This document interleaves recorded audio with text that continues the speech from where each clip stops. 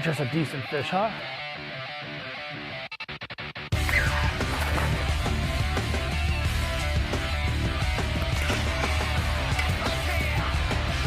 Oh, look at that. Brought to you in part by St. Croix Rods, best rods on earth. Strike King Lure Company, #1 in fishing lures. Ardent, rule the water. Go on there.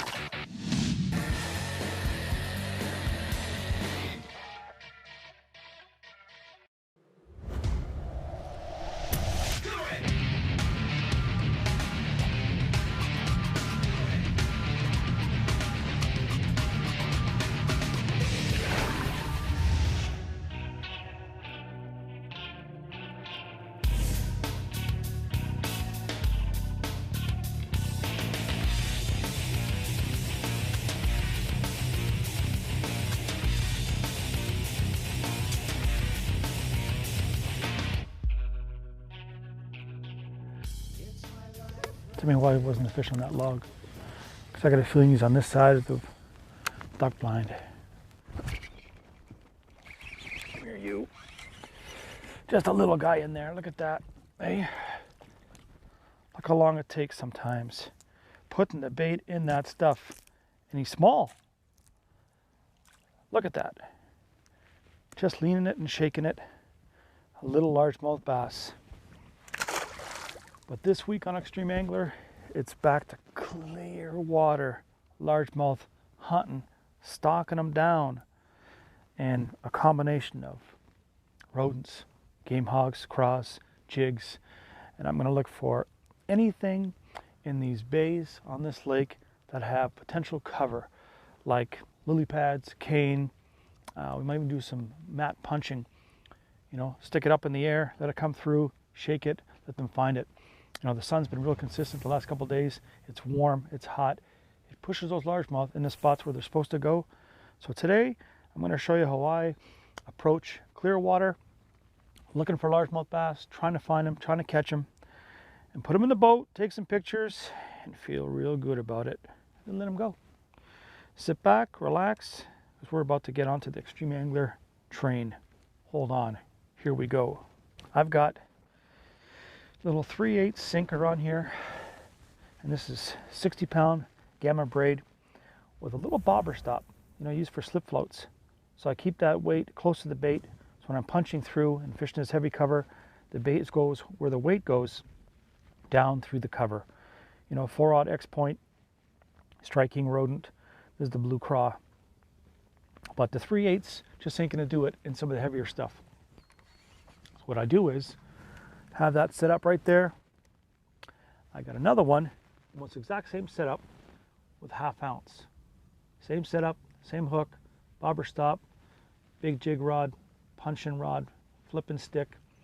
You know, the Ardent with, again, 60-pound braid. Can't miss. Let's see. It just looks like it should hold a nice big fat one, like over here. Right there.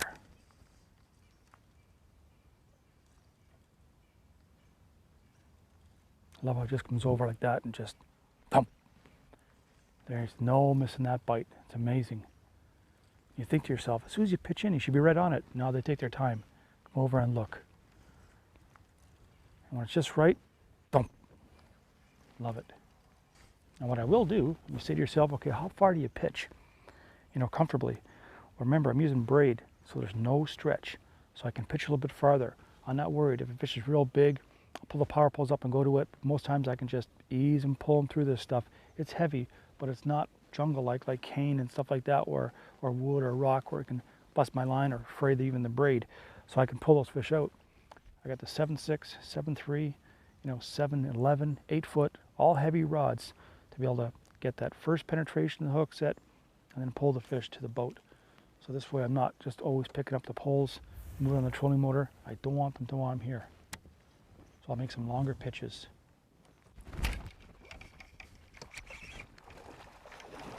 Look at that, eh? That's exactly what I mean right there. Big fatty too, look at that. You just gotta find the stuff. junky little stuff. And look what sits in it. Watch this hook. Boom. I'll let it off. I'm gonna put some in the live well for some pictures, but it's just a matter of going slow. Trolling motor, power poles. You know, and believe it or not, I forgot my push pole in the truck, but I thought I'm just gonna go slow today. But chunky.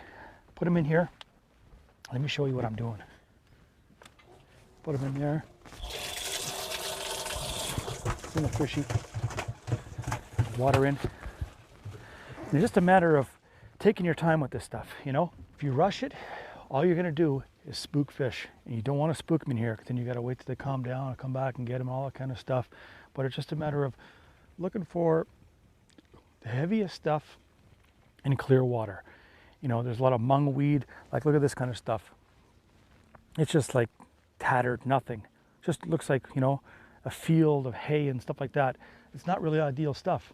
But what the bass will find is the stumps, duck blinds, docks, any moored boats, things like that that are in this stuff. But this natural stuff, that's the key. Fishing slow, punching it up, put in the holes, shake it, and wait till they come over and find it, and then eat it. Let's go. You put it in, and you're just shaking like this. They'll find it. If they're hiding in there, they're gonna come over and they're gonna eat it. This is slow, man. Slow and methodical. Take your time, you'll catch these fish. But I can't stress how important it is to fish slow. You know, this is not about run and gunning, milk run. You see the pads? Okay, I'll hit that one, that one, that one. No, slow down. Fish the area you're fishing methodically. You know, actually have it in your mind that you know for sure either you caught or there's no more fish on those little pads or that mat where you are before you pick up those poles and you start digging on that trolling motor.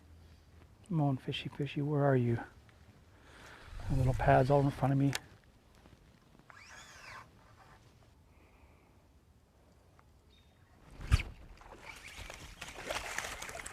There's that little guy that I just saw, hey? You wanted to eat, hey? How greedy were you? How greedy? Come out and grab the other rodent, threw back in, thinking maybe a big one in there, and I'll show you something. Ready? Watch this. Here's my rodent, okay? Now, what do you think is sitting right there? Huh? Come here, you. Can I have that back? See what he tried to eat? He ain't big at all, is he? Look how small that is. There's proof. When they grab it, those striking perfect plastic, they don't let it go. He tried to eat it. He's on the verge of swallowing it. Put another one in, and he tried to eat that one too. Amazing little baits. One thing about this kind of fishing, if you like to fish fast, spinner bait, crankbait, and just keep move, milk run, docks, etc., this isn't the type of fishing for you. This stuff is slow, methodical, consistent, repeated pitches to the same little mat and pads, and just bug them till they finally come over. Boom. But then again, when that sun gets higher and warms up the water a bit more, you know what largemouth are like. All of a sudden they just turn on. Sometimes you pitch in, your line's already moving. But again, still moving slow, moving methodically, putting in the right spots, and catch those fish. Yeah, see? Take your time. A nice fish. Nice fish. Nice fish. Thank you, power pole. I'm telling you, boy. When you start drifting too quick, reach back, put one down just to keep me in the spot. And I just knew there'd have to be a fish up here. Just a solid, maybe 2 pounds. Nothing to brag about. But you know what? They are fun to catch, man. Let's let them go. Go on. Get down there. Wow. There's no one there when you pitch it in. Soft, you know. You got to practice your pitches, obviously. But the subtle approach, you know, it helps here. Because sometimes they're right up tight, up high. And if you make a big splash, sometimes you can spook them. But if you just put it in subtle, it sinks, whoosh, toilet flush, line's going. Make sure he's got his mouth closed. Boom. Drive him nuts. And they'll come over and just, or you'll just feel the spongy weight. Lift up, especially with that braid, you can just feel them. See all I'm doing? Little lift, shake, drop. Just entice the heck out of them, bug them. And there's no way they know I'm here. It does too, doesn't it? Oh, look at that one. Wow, what a piggy. In that mess. Hey, piggy? You were in that mess. I just knew it had to have somebody big and fat. Look at that. It just looks too good. Man, I probably fished for the last 45 minutes, hoping, praying, pitch, pitch, pitch. Move slow, power poles up, power poles down, put in, put out, take your time. That's what you get when you take your time, punching through the pads in shallow, clear water. Let's put them in for some pictures, huh? And I've said it before, and I'm gonna say it again. A lot of times it's not so much the size of the fish, but ain't nothing wrong with that. It's where you're fishing and how you're fishing that counts. Let's get another one.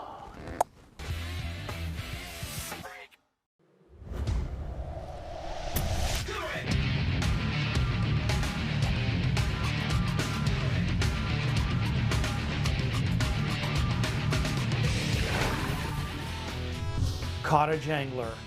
Tips and tactics to make you a better fisherman. Hey folks, Mark Rose here. I'm going to share with you a few things that I like to do whenever I'm offshore fishing. But a big part of my summer, mid part of the summer, you know, late May, all the way through August, I'm out there on those river ledges like this one on Kentucky Lake. And here's just a few things that I really like to do when I'm fishing offshore. One thing that I really want to stress is don't be too specific. Don't get too locked into one thing. You know, a lot of times you may go out there, you may catch them on a Strike King 6XD crankbait one day, and then you go back and try to do it again, and they're not biting. Run the gamut with your approach. And you know, these are just a few things. Again, a few things that I like to do. I've got a ton of baits in here that I really like to throw. I've got 2 Alabama rig boxes. I've got my Strike King sexy spoons in here. There's an entire box full of spoons. I got all different kinds of football jigs. You know, we have our Strike King tour grade football jig, but then now we really got this cool Strike King Denny Brauer structure jig that I'm really liking. If you got a little wood down there, this is going to be the right jig for that approach. I've got all my Texas rigging stuff over here, my Carolina rigging stuff, or my Strike King Recon worms and things like that. But here's my bread and butter. If I like anything, it's cranking, because I can cover a lot of water. I can catch 2 fish at one time. And these are my crankbait boxes full of Strike King 6XDs. I got one in there with 6XD silence. And then the new big dog here, the Strike King 10XD. I can long line this thing down into 45 foot. So don't be scared to have lots of different approaches. When you're not catching them on one thing, try something else. If they quit biting the crankbait, pick up a Strike King shaky head and throw the little finesse worm out there. So run the gamut, try lots of different things. If they don't bite all that stuff, go to the house and watch a football game.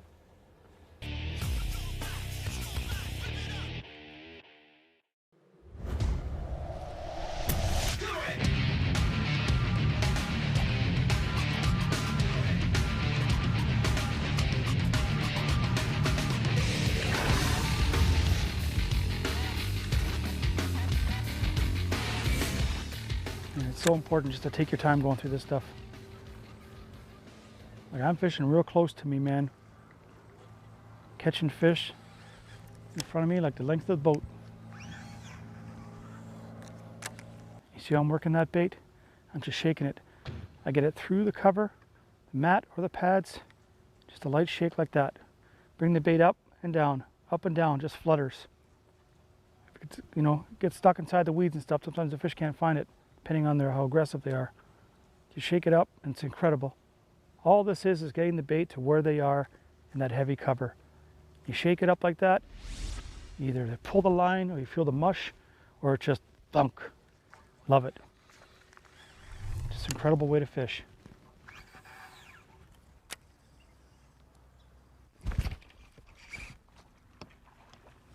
Come out of there. You ain't big at all, are you? Nope. But look at the stuff that they're in, huh? Man, oh man. Look at you.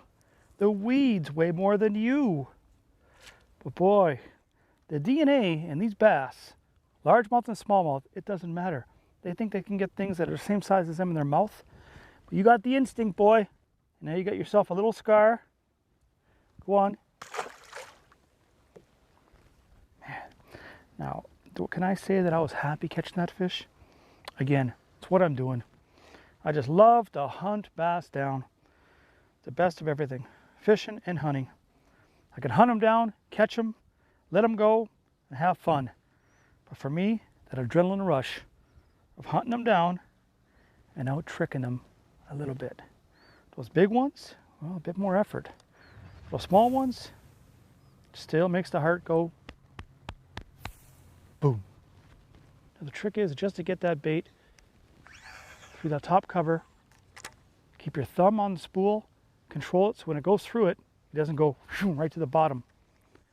So as soon as you get through the cover, before you engage the reel, put your thumb on the spool, slow it down, just in case a fish is within a distance of eating, he can come over and find it without it getting lost up inside the weeds or that real heavy slop you're fishing.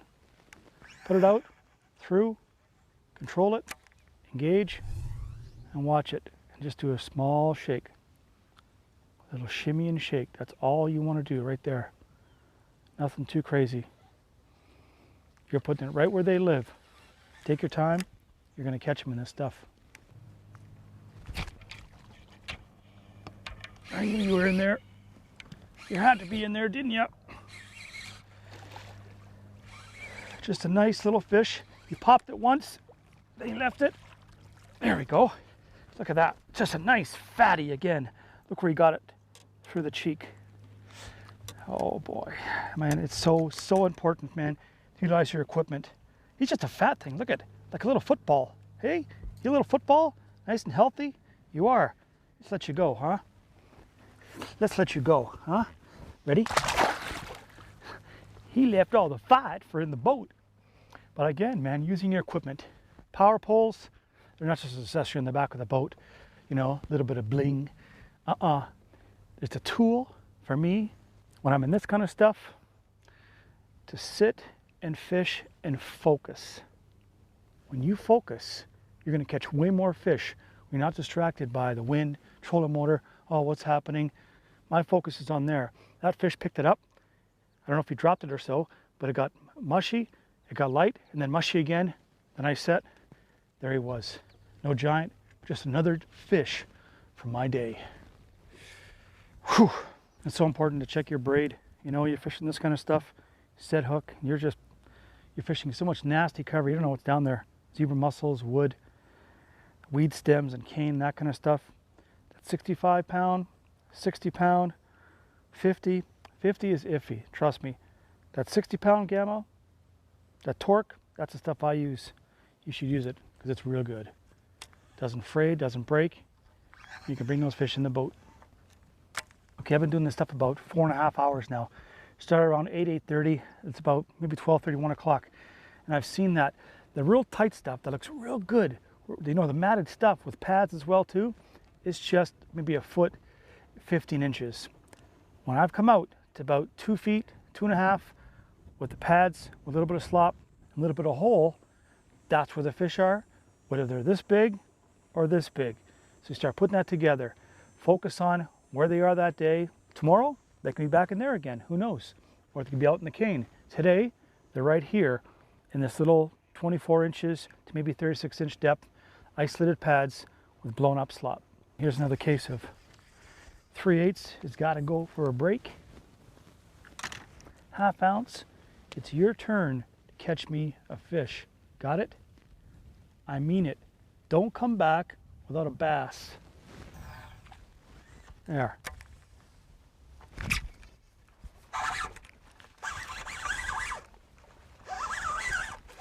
You find those holes, even way back there. That's where he is. Look how dark that fish is. You know what he's hiding in. He's hiding in the mat, in the slop, at the back, in the dark stuff. You're a small fish, but boy, oh boy, where are you catching him, huh? Watch him. Gone. I love it. I knew I felt a little bite a minute ago. Put it back in there again, shook it a few times, thunk.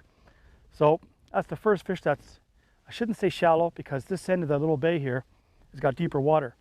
Now it was a deeper hole, looked dark underneath, and there was a fish. Do I wish he was 4 pounds? Uh-huh.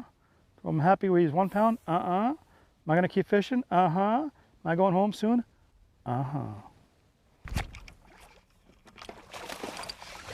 Oh, look what else is out here, huh? The infamous dogfish. Make you think you're gonna catch a great big fat largemouth, and look what you get. Look at that stuff, huh? Dogfish. Look at them, bend my hook all over the place. You are going back.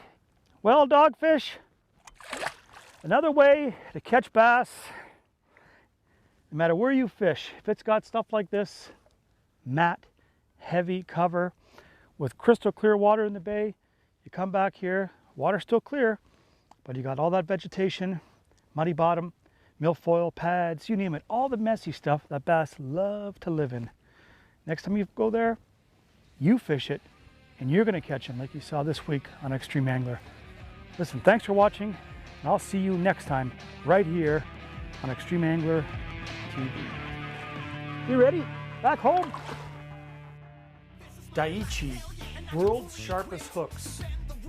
Snag Proof, the leader in weedless frogs. Gamma fishing lines. Catch us at extremeanglertv.com. Watch us, like us, follow us, see us.